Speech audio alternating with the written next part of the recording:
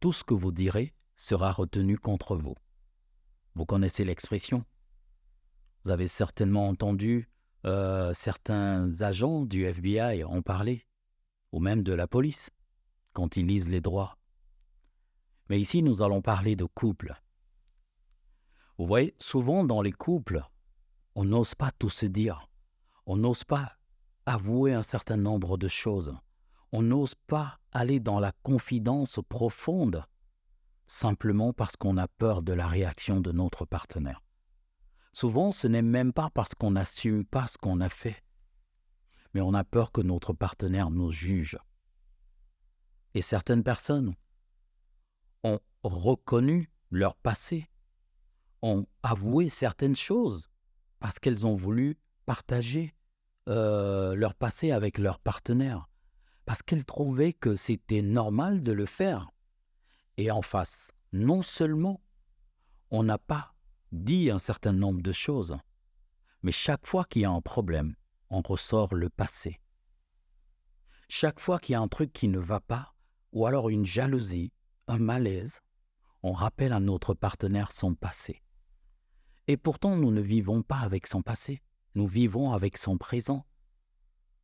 Pourquoi lui rappeler cet élément qui n'est plus important et qui n'a jamais été véritablement important dans notre vie? Reprochons-lui toutes ces choses qui ont été faites durant notre relation.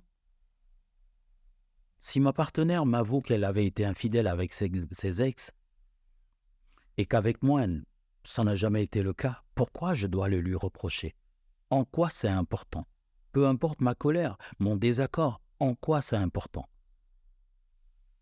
Et si même il y a une infidélité, je dois lui reprocher ce qu'elle m'a fait parce qu'elle avait fait à quelqu'un d'autre.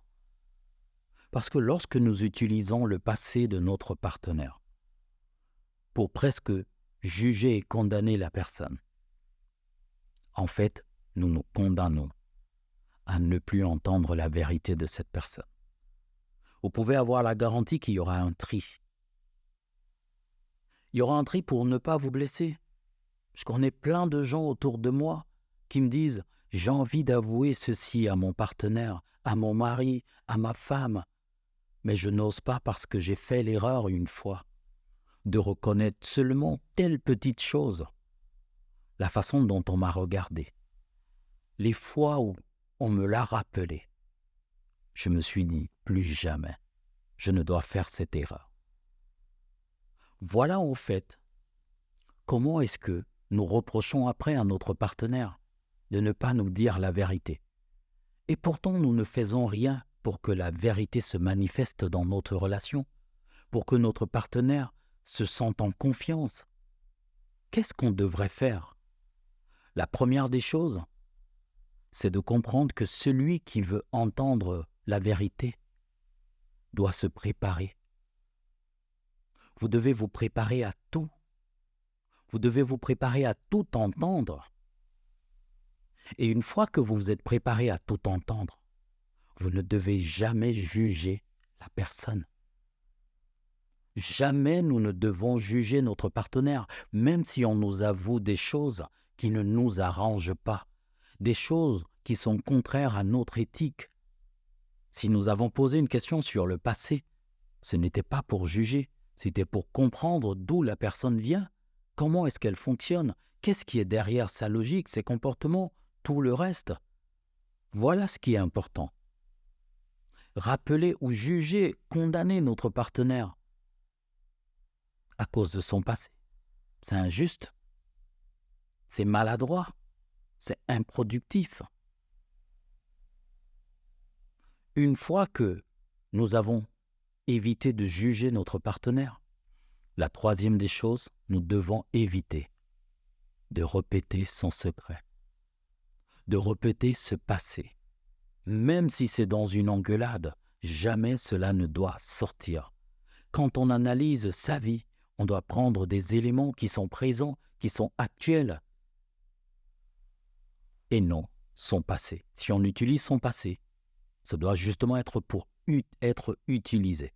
C'est-à-dire, il doit nous servir à comprendre et à améliorer notre raisonnement, et non à juger et condamner. Mettons notre partenaire à l'aise. Tout ce que cette personne nous dira ne doit pas être utilisé contre elle.